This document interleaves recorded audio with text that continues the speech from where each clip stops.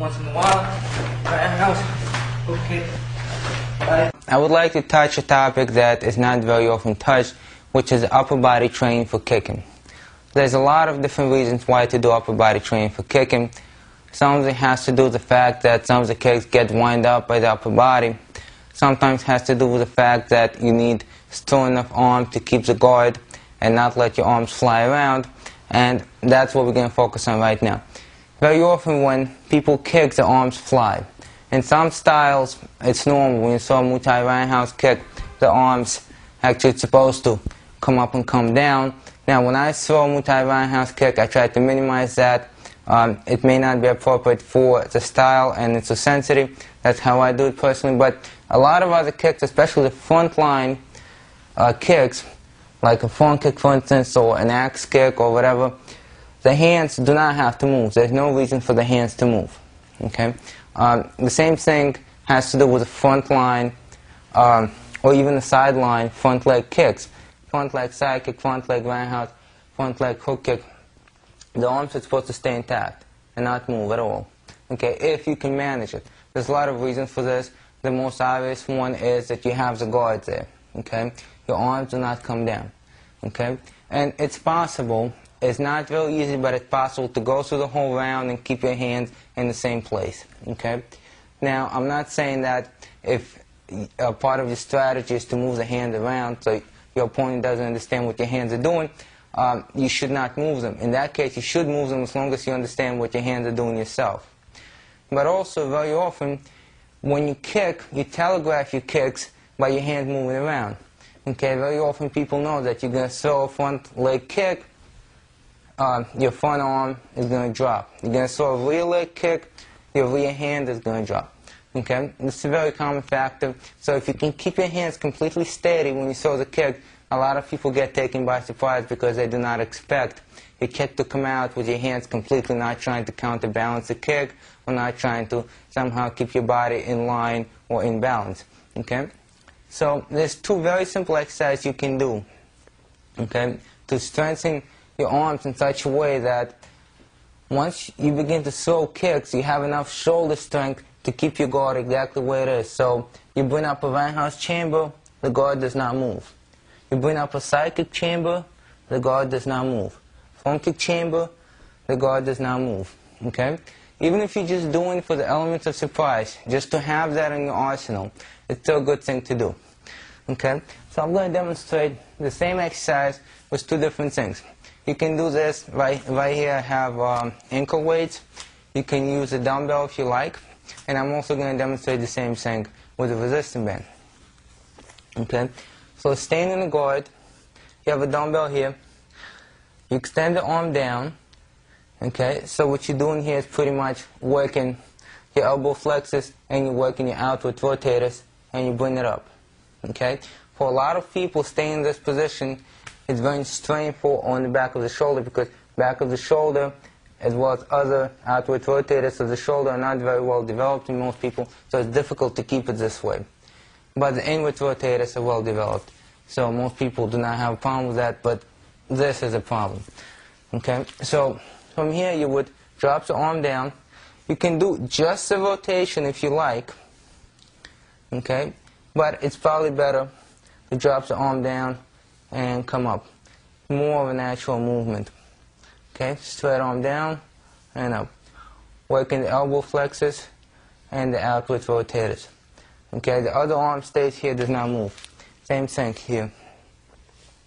Okay, with the other arm. Okay, not exactly the same movement for the front arm, the rear arm, because of the position of the body. Okay, but that's one. And the second is simply a shoulder press in this position. So you simply perform a shoulder press. Okay? Same thing on the other side. Shoulder press. Okay? Now, in terms of resistance, okay, I recommend at least one heavy set, but I recommend 2 sets where you would go up to 25, 30, 35, 40 reps. Okay? Because, number one, you do need the endurance, but you also do need the strength. Endurance alone is not going to keep your hand here if you do not have enough strength to balance out those very stern inward rotators. Okay? Now the same thing if you have a resistant band or a resistant tube like I have, it makes no difference. Okay? You have the tube in your hands. Okay? Your guards are up. You drop it, bring it back. Drop it, bring it back. Okay? And same thing with pressing up. Now when you press up, make sure that you have a vertical form. Vertical form. And then you would do the same thing with the rear hand. Rotate and up. Okay? Now the goal is to keep the guard where you would keep it in actual combat. Now most people keep the guard here. I keep my guard here most of the time. If you keep your guard slower, if you have special way of how you keep your hands, that's what you would do. Of course, if your guard is totally different, then you would need totally different exercise for it, but most people keep it approximately here. Okay? Now, if you want a little bit more challenge, you would take the band, place it under the opposite leg. So I'm having my front left hand holding on and my rear right foot here. That becomes a little bit more challenging. Okay? With exactly the same resistance. And then, of course, you can combine the two movements.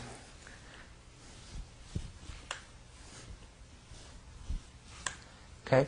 For a lot of people, it's not going to be easy because, like I said, the outward rotators are pretty weak, most people. There's nothing to train them that people do on a regular basis unless you specifically do exercise for that. So it might be an issue. And then you would do the same thing, crossing over to the other side for the rear hand. For your rear guard, you would put it under the front leg. Okay? Rotate up, press up. Rotate, press up. At first you would isolate the movement. Isolate the movement, and then you would do them together. Okay? So just those two simple exercises will ensure that your guard is dead in place. If you want to keep it there to protect yourself, and you find that every time you drop your hands you get hit in the face, okay? Or you find that you throw a kick and then by the time you recover your hands are not in proper position to punch. Or, like I said before, you want to catch your opponent by surprise. Your hands are here, they're steady. Your opponent does not think you're going to kick without dropping the guard, and all suddenly they get kicked and your hands stay here. Okay?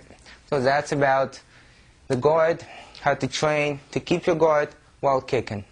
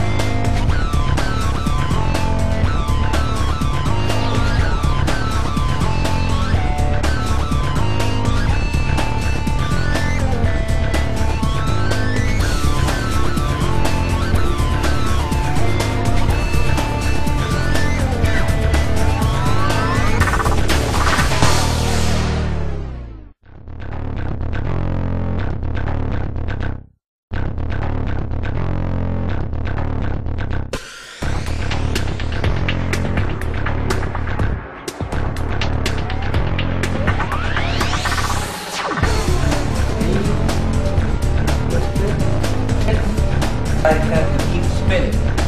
Good today. Outside. We'll go this way.